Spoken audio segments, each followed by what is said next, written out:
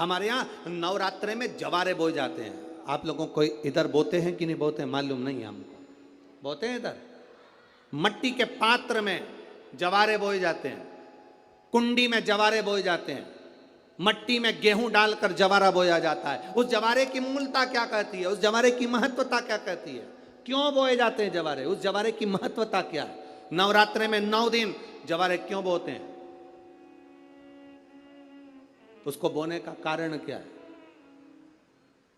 केवल कोई कहे कि हम ठाकुर जी को भजते हैं, भगवान कृष्ण को भजते हैं, कोई कहे हम तिरुपति बालाजी को, नारायण को भजते हैं, कोई कहता है कि हम हरि विट्ठल को, पांडुरंगा को भजते हैं, हमारे यहाँ हाँ हम इनको भजते हैं तो जवारे नहीं बोते। ना ना, पुष्टि मार्गी है, ठाकुर जी की सेवा करने वाला है, उसके यहाँ भी ये 9 दिन जवारे बोए जाते हैं। रामानुज संप्रदाय से जुड़ा हुआ है, नारायण की पूजन कर रहा है, उसके घर में भी जवारे बोए जाते हैं। पांडुरंगा हरि विट्ठल की उपासना कर रहा है, उसके घर में भी जवारे बोए जाते हैं। जवारे का महत्व हमारे यहाँ शास्त्र कहता है। क्या महत्व है उसका? क्या फल है उसका? महाराज,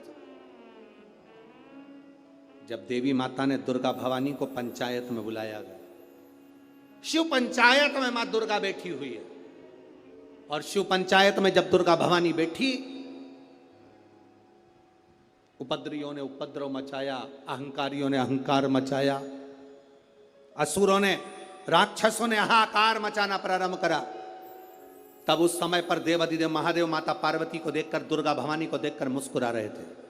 केवल शिव मुस्कुरा रहे हैं, पार्वती को देखकर, दुर्गा भवानी को देखकर, मां जगत जननी को देखकर केवल मुस्कुरा रहे हैं। तब देवता सूर्य नारायण ने भगवान शिव जी को देखकर हाथ जोड़कर प्रार्थना करी। भास्कर देव बोले, सूर्य नारायण बोले, बाबा मेरे मन के संशय को मिटा दीजिए। शिव जी ने पूछा क्या काम है? बोलो क्या चाहते हो? शंकर भगवान से सूर्य देव, भास्कर देव कहते हैं, प्रभु आपके मुस्कुराने का कारण क्या? भारत की भूमि पर जितनी जगह पर भी आप लोग कथा सुन रहे हो, आस्था चैनल पर, फेसबुक, यूट्यूब पर जितने लोग कथा सुन रहे हो, बड़े ध्यान से सुनना कि जवारे क्यों बोए जाते हैं। नवरात्रि में जवारे की महत्वता क्यों होती है?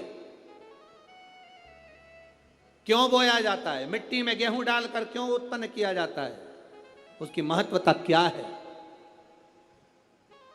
सूर्य नारायण पूछ रहे हैं भगवान देवाधिदेव महादेव से, आप दुर्गा भवानी को देखकर मुस्कुराए, आप हंसे हैं, आपके चेहरे पर प्रसन्नता आई है,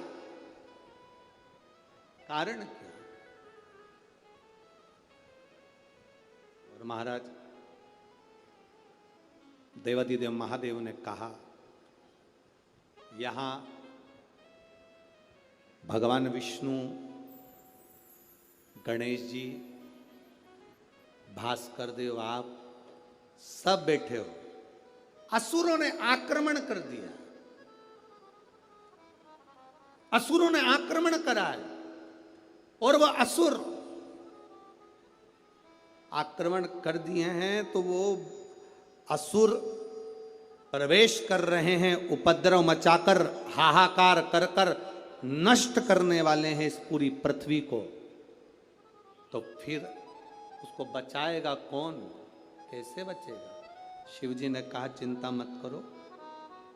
दुर्गा ने अपने केश का स्मरण किया, एक केश को माता पार्वती जी ने अपने हाथों से छुआ, छूते ही एक कुंड में सुंदर जवारे उत्पन्न हुए हैं।